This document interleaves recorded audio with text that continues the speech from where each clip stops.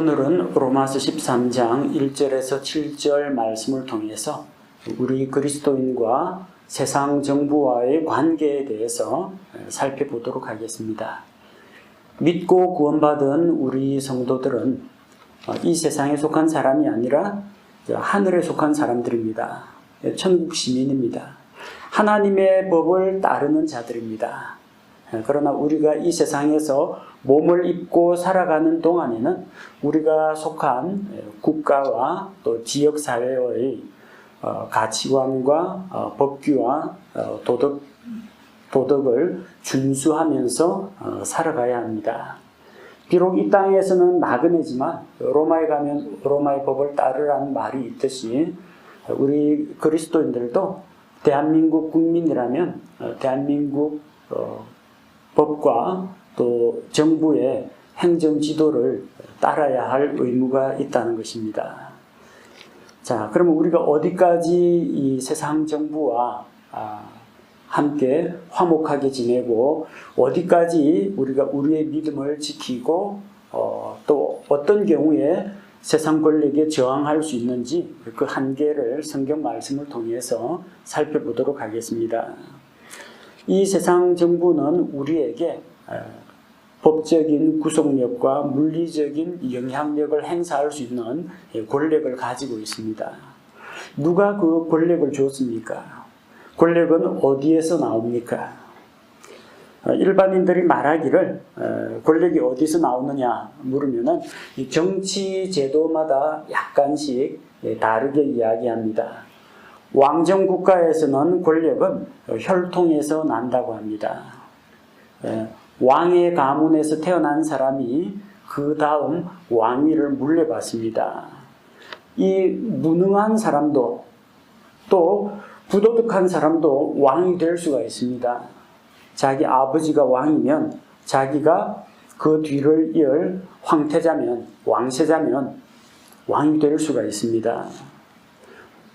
백성이 만장일치로 그 사람을 왕을 추대하지 않더라도 왕정국가에서는 왕의 가문에서 왕이 나게 되어 있습니다. 독재국가에서는 권력이 어디서 나오느냐 그렇게 물으면 권력은 총구에서 나온다고 합니다. 이 말은 무슨 말이냐면 독재국가에서는 이 정권을 장악한 사람이 대부분은 아마 군인 출신일 겁니다. 이 군부를 장악한 사람이 정치 쿠데타를 일으키거나 아니면은 자기 스스로 높아져 가지고 권력을 차지합니다.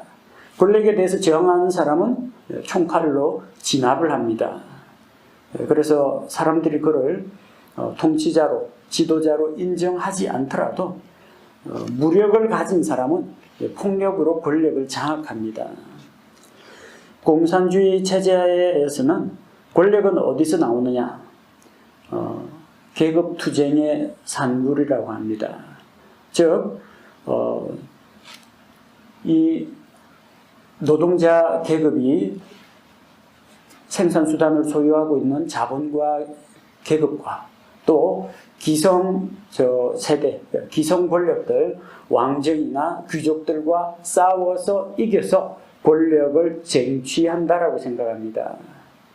투쟁에서 이기면 이기는 자가 권력을 차지합니다. 공산국가 안에서도 그 안에서도 권력 1인자가 죽으면 2인자, 3인자, 4인자들이 있겠죠. 그 안에서 서로 간에 서로를 공격하고 숙청하고 그러면서 싸움에서 이긴 자가 권력을 찬탈합니다. 민주주의 국가에서는 권력은 국민에게서 나온다라고 믿습니다. 주권재민이라고 하죠. 모든 권력은 국민에게서 나온다. 그리고 신정국가에서는 권력은 하나님에게서 나온다. 하나님께서 통치하시는 왕국, 구약시대 이스라엘과 같은 신정국가에서는 하나님에게서 권력이 나왔습니다. 자, 이런 입장들은 우리 일반인들이 권력에 대해서 어떻게 생각하느냐 하는 그 견해를 모아놓은 것입니다. 근데 성경적인 견해는 무엇이냐? 신정국가가 아닌 일반 왕정이나 독재국가라고 할지라도 정치 체계가 달라진다 할지라도 모든 권력은 하나님께서 주관하고 계신다. 이것이 성경적인 입장입니다. 예를 들어서 구약시대에 이스라엘 민족을 압제한 바빌론 왕국은 누가 그 힘을 부여했느냐? 그 안에서는 아마 바빌론 왕국은 권력을 가진 군인이, 장군이 아마도 왕국을 세웠을 겁니다. 또 자기 아들에게 권력을 물려줬을 겁니다. 일반 역사학자들의 견해는 그렇습니다. 그러나 성경은 뭐라고 이야기합니까? 하나님께서 내가 나를 위하여 내 종 바빌론 왕 느부갓네살을 세웠고 열국으로 하여금 그를 섬기게 하였다. 주께서 이렇게 말씀하십니다. 자, 바빌론 왕 느부갓네살에게 권력을 주신 분은 그의 아버지가 아닙니다. 일반 국민들이 아닙니다. 성경적 견해를 따르면은 그 바빌론 왕의 그런 절대 권력도 하나님께서 부여하셨다는 겁니다. 하나님께서 인류의 역사를 주관하고 계시면서 다른 민족들을 바빌론을 통해서 지배하게 하시고 하나님께 불순종하는 이스라엘 민족을 징계하기 위해서 그 권력을 일으켜 세우셨다고 하십니다. 그래서 우리는 정치 제도가 달라지고 또 사회 제도가 변하고 그런다 할지라도 모든 권력은 하나님으로부터 말미암아 나왔다. 이것을 믿어야 합니다. 그래서 1절에 보니까 모든 혼은 더 높은 권력들에 복종해야 한다고 했습니다. 일반 국민들, 그 당시 이제 로마서의 수신 대상인 로마 시민들, 또 로마에 있는 자유인이나 종이나 이런 사람들은 더 높은 권력이 뭐냐면은 로마 황제입니다. 또 로마 황제가 임명한 통치자들이 그들 위에 있는 권력들입니다. 그리스도인들도 이 로마 교회에 있는 그리스도인들도 바로 천국 시민으로서 로마 제국에 속해 있었던 사람들입니다. 그런데 그런 그리스도인을 향해서 모든 혼은, 이 혼이라는 게 사람의 영혼, 몸 가운데에서 그 한 부분인 혼을 말하는 게 아니라 살아있는 사람 전체를 가리켜서 성경은 혼이라고 이야기합니다. 하나님께서 흙으로 만든 이 아담의 육체에 생명의 숨을 불어넣으니까 그가 살아있는 혼이 되었다고 하죠. 이런 전인격적인 존재 자체를 혼이라고 합니다.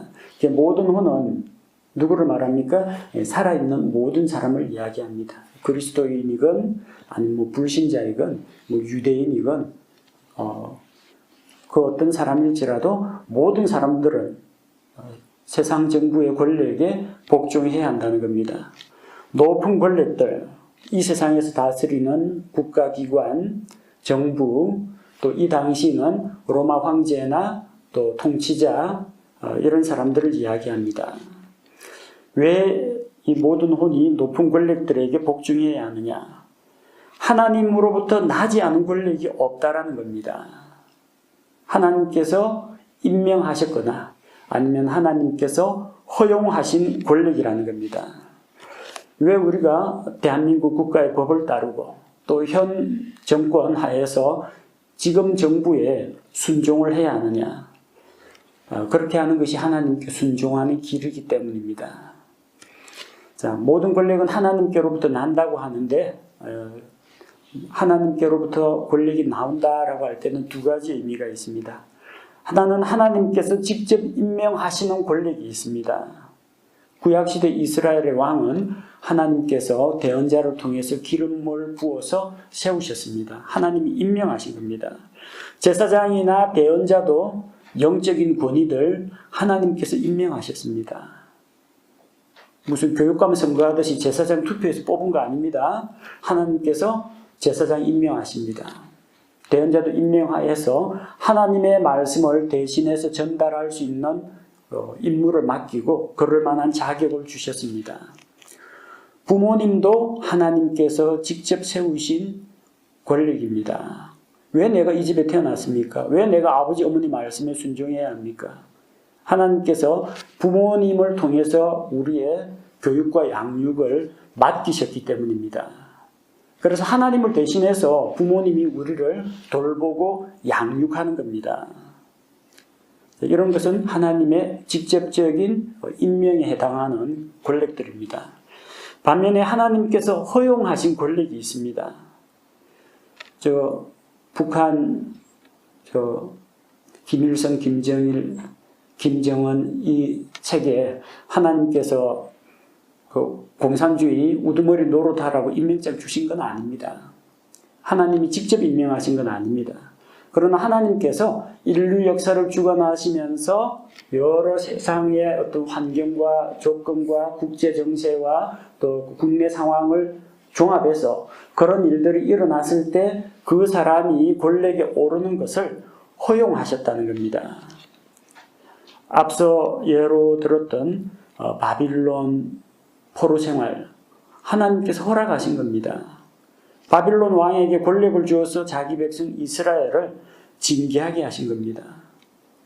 바빌론 왕 느부갓네살은 불신자니까 너희는 바빌론 포로로 잡혀가거든 거기서 투쟁을 하고 반정부 시위를 하라. 그렇게 가르치지 않았습니다. 예레미야 대언자를 통해서 하나님께서는 너희가 그 땅에서 포로로 사는 기간이 오래될 것이니까 집 짓고 포도원을 심고 결혼해서 자녀를 낳고 너희 숫자가 줄어들지 않도록 하고 너희가 살고 있는 그 도시의 평안을 위해서 기도하라고 했습니다. 그래야 너희가 안정된 가운데에서 하나님을 찾고 신앙생활을 할 수 있다는 겁니다. 로마의 식민 지배하에서 유대인들이 신음하고 있을 때 예수님께서 유대 땅에서 태어나셨습니다. 하나님의 아들이시요 충분한 권능을 가지신 분입니다. 예수님께서 유대인들 이끌고 독립투쟁을 하진 않았습니다. 물론 예수님 제자들 가운데는 열심당 출신도 있었고 로마의 그 공무원 노릇을 하는 세리도 있었고 실로 다양한 사람들이 있었지만 예수님께서는 그들을 다 불러 모으시고 그분의 제자로 삼으셨습니다. 예수님께서 로마 정부 앞에서 비굴을 한 행동을 보이지도 않으셨고 또 그렇다고 해서 로마 정부에 대립각을 세우고 사람들을 모아서 사람들 모을 필요도 없죠. 그분의 권능으로 로마를 초토화시키지도 않았습니다. 이스라엘 민족 해방운동도 하신 적이 없어요. 왜 그렇게 하셨어요? 로마 정부가 그 시대에 온 세계를 지배하고 있는 것이 하나님의 계획 가운데 들어있었기 때문입니다. 그 덕분에 로마에 발달한 그 정치적인 영향력과 로마의 도로 통신이 미치는 범위 하에 로마가 사용하는 그 언어로 하나님께서는 세상에 복음을 전하셨습니다.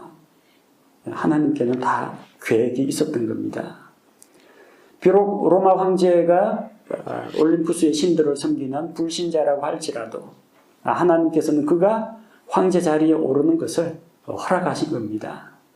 물론 그 안에서 권력투쟁 가운데서 황제를 암살하는 일도 일어나고 또 누군가가 권력투쟁 가운데에서 시민들의 지지를 얻어서 원로원의 지지를 얻어서 황제가 된 사람도 있겠죠. 그러나 그 모든 역사적인 과정도 하나님의 허용하시는 범위 안에서 일어났다는 겁니다.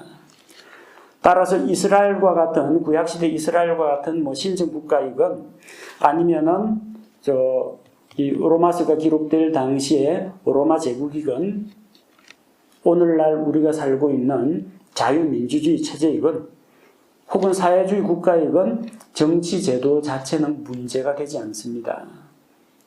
어떤 정치 체제 하에서는 권력에 순종하고 어떤 정치 체제 하에서는 불순종해도 된다. 그게 아니라 정치 제도와는 관계없이 하나님께서 세우신 권위에 복종하라는 겁니다.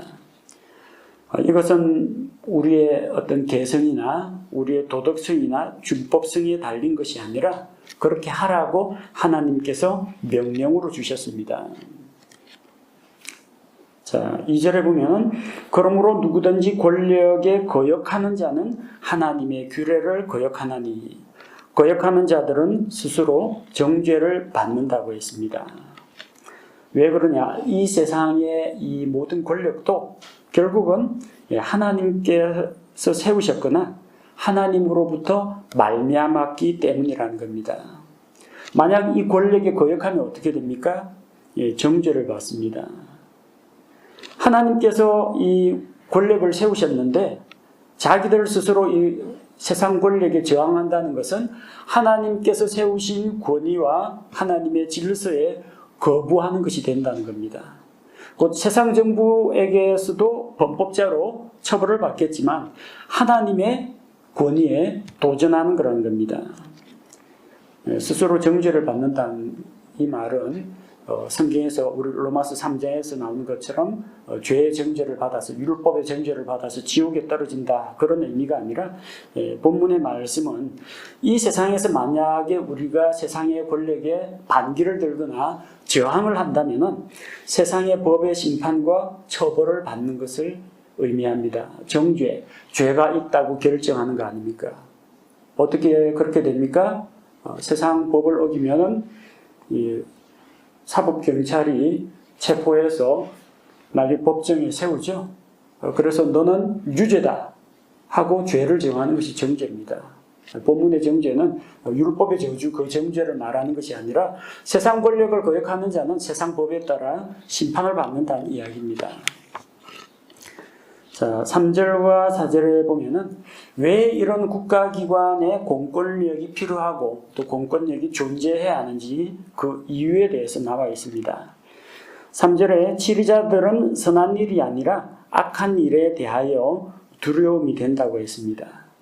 그러니까 선한 일을 한 사람은 공권력을 두려워할 필요가 없습니다. 내가 법을 어긴 적이 없고 바르게 살고 있으면은 지나가던 순경 아저씨한테 길 물어봐도 하나도 안 무섭습니다. 그런데 내가 죄를 지어가지고 쫓기는 몸이다 하면은 경찰 보면은 두려워하고 피해서 달아나야 한다는 겁니다. 이 공권력이 사람들을 억압하기 위해서 있는 게 아니라 국가 질서와 법을 어기는 자들을 징계하기 위해서 존재하는 겁니다. 그러니까 선을 행하면 괜찮아요. 잘못하면은 공권력을 두려워해야 되지만 잘못한 게 없으면은 두려워할 필요가 없다라는 겁니다. 우리 나라의 입법부, 사법부, 행정부가 존재하는 이유가 무엇입니까? 법과 질서를 바로 세워서 사회를 안전하게 유지하고 그리고 범법자, 일탈자들을 막기 위해서 존재하는 거 아닙니까? 그래서 치리자들이 존재합니다. 악한 일에 대해서는 징계를 내리고 또 질서를 바로잡기 위해서 치리자들과 이 사법기관들이 존재합니다. 악을 행하는 자들은 마땅히 그들을 두려워해야 됩니다. 하지만 잘못한 게 없는 사람들은 두려워할 필요가 없습니다. 우리가 공권력을 두려워하지 않으려면 치리자들을 두려워하지 않으려면 선을 행하면 됩니다. 자, 이런 공권력을 가진 치리자들은 어떤 사람들인가? 어떤 사람들이냐 하면요. 4절에 보면은 그는 하나님의 사역자라고 했고요. 또 보복하는 자라고 했고 진노를 집행하는 자라고 이야기했습니다. 치리자는 하나님의 사역자입니다. 우리 교회 안에서는 사역자 하면 말씀 사역자, 목사, 전도사 이런 사람들만을 사역자라고 부르는 경향이 있는데 사역자가 별다른 게 아니라 불러다가 일을 시키면 그냥 사역자입니다. 하나님의 사역자가 무엇입니까? 하나님께서 시키시는 일을 하면은 하나님의 사역자입니다.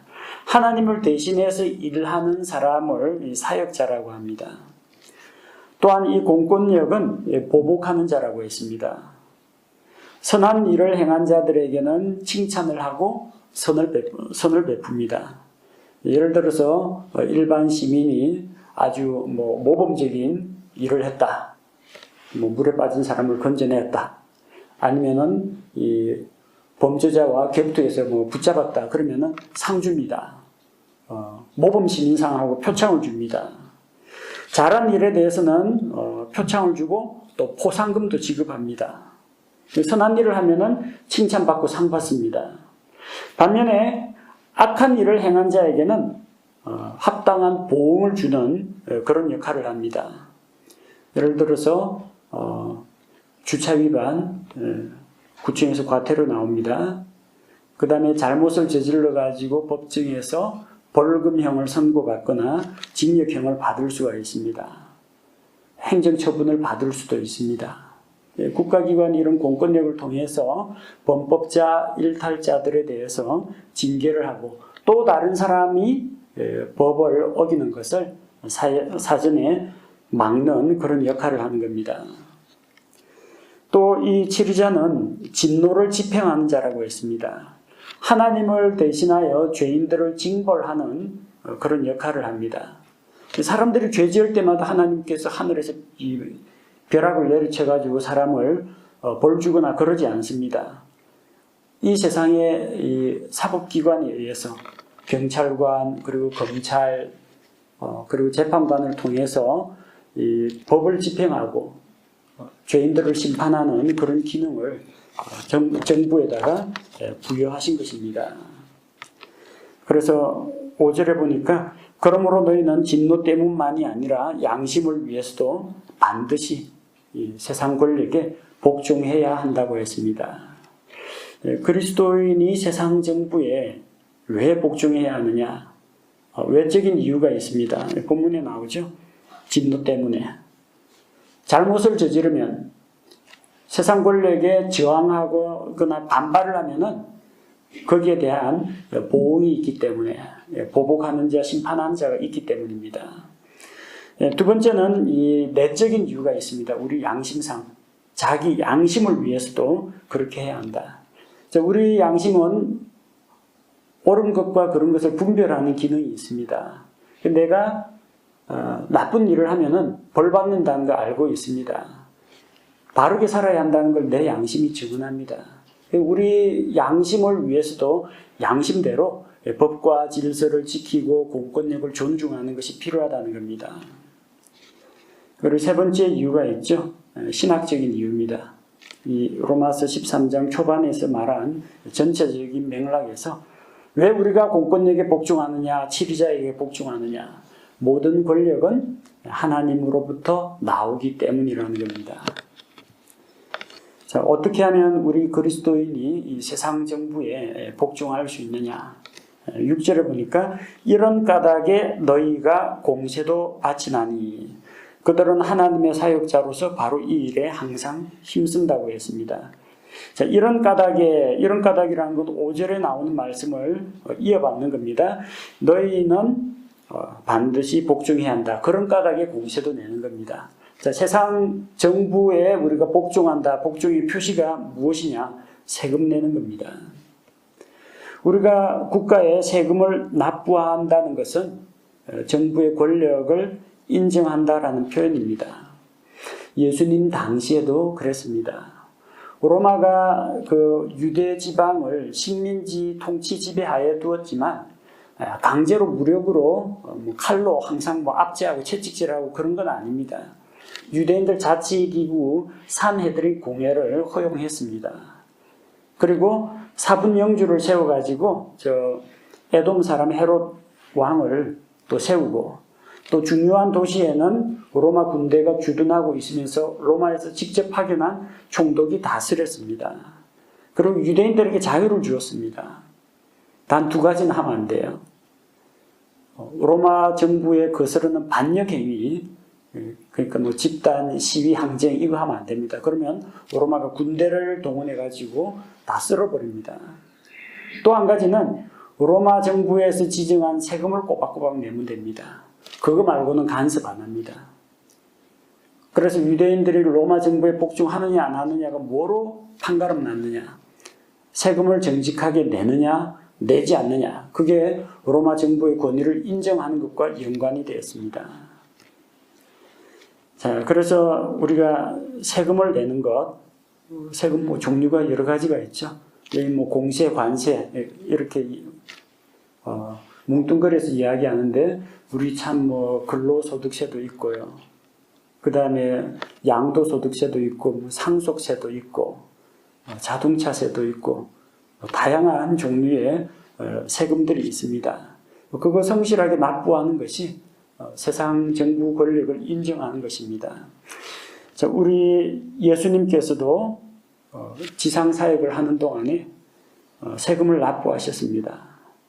그리고 이 바리새인들이 그 헤롯 땅 그 사람들하고 같이 와서 로마 정부에 세금을 내는 것이, 카이사르에게 세금을 내는 것이 합당합니까? 합당하지 않습니까? 이렇게 교묘한 질문으로 예수님을 곤경에 빠뜨리려고 했습니다.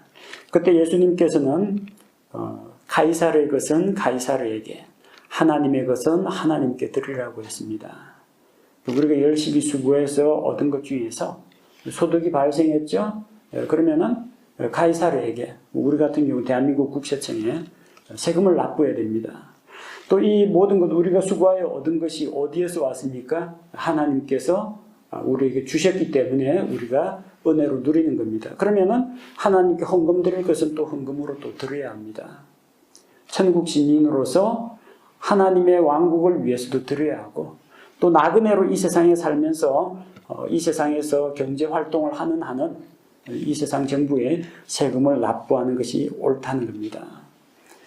꼭 세금만 내는 것이 다는 아닙니다. 공권력을 인정한다는 것은 7절에 나오는 말씀처럼, 그러므로 모든 사람에게 그들이 마땅히 받을 것을 주되 공세받을 자에게 공세를, 관세받을 자에게 관세를, 두려워할 자에게 두려움을, 존경할 자에게 존경을 주라고 했습니다.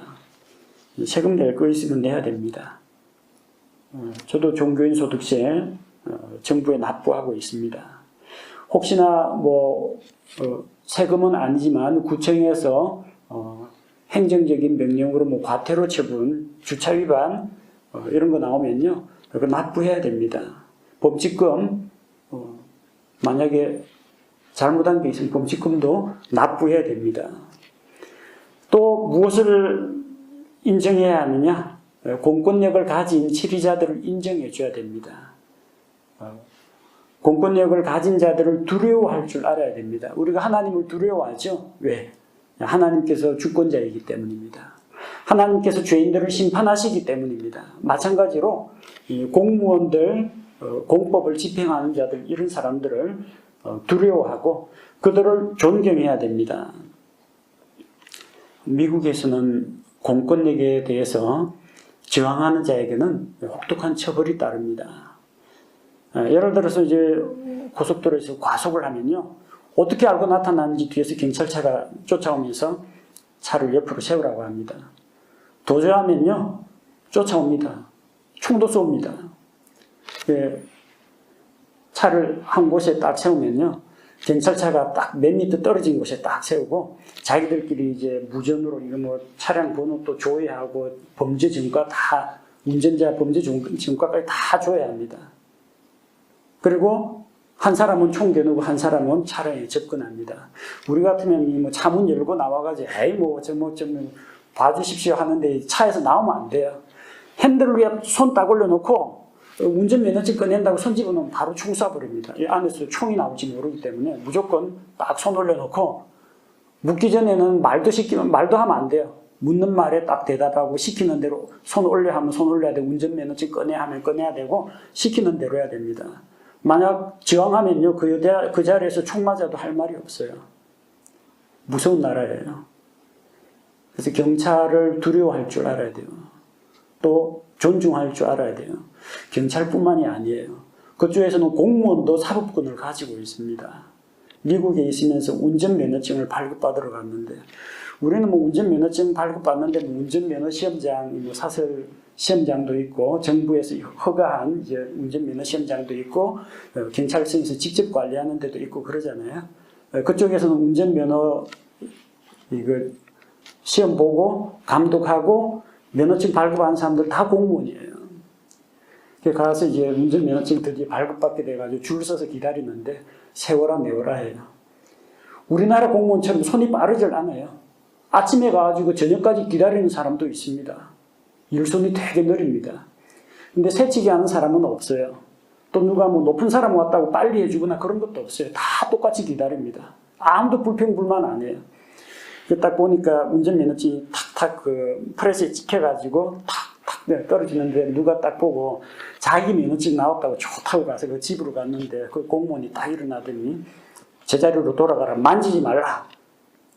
내가 당신에게 명령한다. 만지지 마라. 그러니까 이 여자 공무원이 이야기하는데 이게 덩치 좋은 흑인이 쭈삣쭈삣하면서 뒤로 물러나더라고요. 말 안 들으면요 그 자리에서 수갑 채워가지고 묶어두거나 경찰 부를 수 있습니다. 공무원들이 사법권도 가지고 있어요. 다 공무원을 존중하고 인정해 줍니다. 물론 자기가 낸 세금으로 월급 받는 사람들인데 이 모든 사람들을 위해서 봉사하는 사람이라는 걸 인정을 해준다는 거죠. 우리처럼 뭐 어디 가서 만만하게 보이는 공무원 잡고 시비 걸고 막 민원 투서 넣고 이러는 나라는 참 드물어요. 이 민주화가 되면 될수록 이 사람들의 준법 정신이나 질서 의식도 높아지기 때문에 우리가 그런 거는 조금 본받아야 된다 생각합니다. 위에 있는 권력들을 위해서 우리가 무엇을 할 수 있을까요?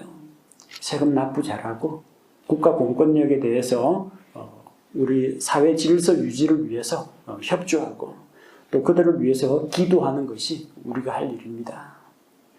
디모데전서 2장 1절 2절 말씀해 보니까 무엇보다 먼저 모든 사람을 위하여 간구와 기도와 중보와 감사를 드리되 왕들과 권위를 가진 모든 사람을 위하여 하라. 이것은 우리가 전적으로 하나님을 따르며 정직한 가운데 조용하고 평화로운 삶을 살고자 함이라. 사회가 어지럽고 계속해서 반정부시만 하고 그러면은 그리스도인이라고 무사할 줄 압니까? 우리도 거기에 휩쓸려요. 우리도 거기에 어떤 정치적인 어떤 편향성에 따라서 교회 내부에 분열이 일어날 수도 있고 사회가 혼란하면 혼란할수록 경제활동도 위축되고 우리가 일상적으로 생활하는 게 힘들어집니다. 다른 사람에게 복음 전하는 것도 이 사회가 혼란스러우면요 어려워집니다. 우리가 뭐 잘 먹고 잘 살자고 하는 것이 아니라 하나님의 질서와 권위를 인정하고 조용하고 평화로운 가운데에서 복음에 합당한 생활을 하려면 이 사회가 안정돼야 됩니다. 통치자들도 제정신 차려야 되고요. 통치자들을 뽑는 이 시민들도 이 올바른 분별력을 가지고 있어야 하고 모든 국민이 여야를 떠나가지고 모든 국민이 이 법치국가 안에서 법과 질서를 지키는 이런 것이 되어야만 우리 사회가 안정될 수가 있다는 겁니다. 그래서 우리가 뽑을 때도 잘 뽑아야 되고 그 다음에 뽑은 사람들이 일을 잘할 수 있도록 우리가 기도를 지원해 줘야 됩니다. 그게 하나님께서 우리에게 원하시는 바입니다. 자, 그리스도인은 하나님께서 세우신 권위와 질서에 복종해야 합니다. 가정에서는 부모님 말씀에 순종해야 됩니다. 학생들은 학교에 가면은 선생님 말씀에 교사의 권위에 복종해야 됩니다. 요즘 무슨 뭐 학생 인권 조례 뭐 이런 것들이 나와가지고 뭐 체벌을 하지 말라 그리고 학생들에게 뭐 어떤 권한을 줘라 해가지고 교사를 우습게 여기고 대들고 폭행하는 욕을 하는 이런 학생들도 있다고 합니다. 이 질서가 무너지는 거예요. 학교에서는 교사의 지도와 감독을 학생들이 받아들여야 됩니다. 그 받기 싫으면 학교 다니면 안 돼요. 학교 다니지 말고 집에서 혼자 선생님 없는 데서 독학으로 공부하든지 그렇게 해야 됩니다. 사회에서는 우리는 또 직장 상사에게, 상급자에게, 또 국가 공무원에게 복종하는 자세가 필요합니다. 그런데 복종하라고 해서 무조건 상사가 시키는 대로 다 해야 된다. 부모님이 시키는 대로 다 해야 된다. 그런 의미는 아니에요. 성경이 뭘 이야기합니까? 더 높은 권력들에 복종하라. 직장 상사가 뭐 회계 부정을 저지르자. 이런 건 협조하면 안 돼요. 왜? 더 높은 게 뭐예요? 뭐 우리나라 대한민국에 법이 있기 때문에. 부모님은 너 교회 가지 마! 그런다고 부모님 말씀에 순종해서 오늘부터 예배 빠지려고 합니다. 그건 안 되죠. 왜? 부모님보다 더 높은 권력이 뭐예요? 하나님이죠. 하나님의 권력에 복종하는 거 가장 높은 거에 복종하면 됩니다. 만약에 이제 상위법하고 하위법 이게 서로 충돌한다면요 상위법을 따라야 돼요. 우리나라 헌법, 법률, 명령, 조례, 규칙. 만약에 지자체에서 무슨 조례를 만들었다, 헌법 정신에 어긋난다, 그럼 헌법을 따라야 돼요. 아버지 말씀하고 하나님 아버지 말씀하고 차이가 난다. 그럼 하나님 말씀, 성경 말씀을 따라야 됩니다.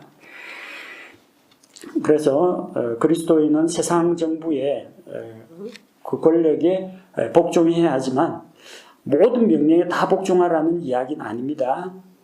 다니엘은 바빌론 포로로 잡혀갔습니다. 자기 친구들하고 같이 자기 나라를 멸망시킨 바빌론 왕국에 잡혀갔는데 거기서 뭐 반바빌론 투쟁, 뭐 혁명, 뭐 독립운동 이런 조직은 하지 않고 그쪽에 바빌론 왕궁에서 섬겼어요. 바빌론 왕을 위해서 섬기고 꿈 해몽도 해주고 행정적인 일도 맡고 그 왕국을 위해서 헌신했습니다. 이게 무슨 적국의 앞잡이 뭐 프락치 노릇을 했느냐? 성경은 그렇게 이야기하지 않습니다. 그렇게 하는 것이 하나님의 질서에 복종하는 겁니다. 그렇다고 해서 바빌론 왕이 시키는 대로 다 한 건 아니에요. 다니엘과 그의 친구들은 왕이 그들을 교육하면서 주는 음식을 거부했습니다. 왜냐하면 그 음식이라는 게 우상에게 먼저 제물로 바친 다음에 가져오는 그런 자기 신앙 양심하고 맞지 않는 그런 음식이기 때문에 먹지 않겠다고 거부했습니다. 이거 먹으라 왕의 명령이다 하는데도 우리는 이걸 먹지 않겠습니다. 대체 식품으로 콩을 주어서 먹게 해달라고 했습니다. 거부했죠. 왜? 자기 신앙 양심이 위배되는 것에 대해서 거절을 한 겁니다. 또 다니엘은 왕이 내린 명령도 거부했습니다. 왕에게 아부하는 그 신하들이 다니엘을 함정에 빠뜨리려고 앞으로 한 달 동안 어떤 신에게도 기도하는 것을 금지하고 오로지 왕에게만 기도하게 하소서. 왕이 기분이 좋아져서 자기가 백성들의 기도를 받는 마치 신이 다 된 것처럼 기분 좋아가지고 그 법을 제정을 했습니다. 근데 다니엘은 아무에게도 기도하면 안 되고 왕에게만 기도해야 된다 했는데 대놓고 그 법을 어겼습니다. 골방에 숨어서 기도한 게 아니라 창문 딱 열어놓고 예루살렘을 향하여 난 창문 열어놓고 하루에 3번씩 하나님께 감사하며 기도드렸습니다. 그래서 사자굴에 던져졌죠. 사자굴에 던지는 게 세상 법이기 때문에 그 법에 순종해서 저항하지 않고 사자굴에 던져졌습니다. 묵묵히 그 형 집행관의 하는 일을 받아들였습니다. 하지만 왕에게 기도하고 하나님께 기도 못하는 그거에는 그 명령은 내가 들을 수 없습니다. 불복종이었습니다. 다니엘의 세 친구들은 왕이 세운 금신상에게 엎드려 경배하라고 했는데 경배 안 하고 꼿꼿이 서 있었습니다. 잡아다가 용광로에 던지라고 하면 던지려면 던져라 하고 용광로에 던지라는 왕의 명령에 따라서 용광로 속으로 떨어지긴 했습니다만 어쨌든 우상에게 절하는 것은 죽어도 못한다 하고 명령을 거부했습니다. 왜 그래요? 바빌론 왕보다 바빌론의 법보다 더 상위의 법, 더 높은 권력은 하나님의 법과 하나님의 질서이기 때문입니다. 이 로마 제국이 뭐 정치 제도가 선하고 로마 황제가 사람 좋아서 복종하라고 한 게 아닙니다. 그리스도인들은 이 로마에서 살면 로마의 법을 따라야 돼요. 로마 제국에서 부과하는 세금을 성실하게 납부하고 치리자가 지시하는 바에 대해서 협조하고 따르고. 하지만 로마 황제가 황제 숭배를 강요할 때 그거는 목숨 걸고 거부했습니다. 그것 때문에 순교한 사람들 많아요. 검투사하고 싸우게 하고 짐승 우리에 던져놓고 화형을 시켜도 나는 하나님에게만 경배하고 우상이나 로마 황제에게는 경배할 수 없습니다. 로마 법을 어겼어요. 어기고 차라리 죽겠다고 했어요. 로마 제국보다는 하나님이 더 높은 권력이기 때문입니다. 그래서 교회에서 목회자도 세금 내라 하면 이제 우리 교회도 세금을 냅니다. 지금 신종 코로나 바이러스가 창궐하고 있으니까 많은 사람들이 모이는 집회는 자제해달라 하고 관할 지자체에서 협조 요청이 들어오면은 그 협조 요청을 받아들이고 정부 시책에 협조하고 있습니다. 그러나 만약에 뭐 그런 일은 없어야 되겠지만 뭐 이 정부에서 교회 안에서 동성애 찬양하는 그런 설교를 하라. 그러면 그건 저는 못합니다. 교회 안에서 하나님을 부인하고 하나님을 반역하는 사상을 가르치라. 그건 우리가 받아들일 수가 없어요. 혹시 그 법 때문에 우리가 잡혀가거나 뭐 징역을 산다고 할지라도 더 높은 하나님의 법이 있기 때문에 만약에 세상 법과 하나님의 법이 충돌한다면 우리는 세상 법이 아니라 하나님의 법을 따르는 것이 옳습니다. 그러나 하나님께서 허용하는 범위 안에서 하나님의 법과 질서에 모순되지 않는 범위 안에서 우리는 이 세상 정부에 거스르지 말고 이 세상의 법과 질서를 따르고 또 그런 세상의 통치자와 국가 공무원들에 대해서 두려운 마음을 갖고 그들을 존중하는 것이 필요합니다. 이것이 그리스도인과 세상 정부를 향해서 우리 그리스도인들이 가져야 할 성경적인 태도라고 생각합니다.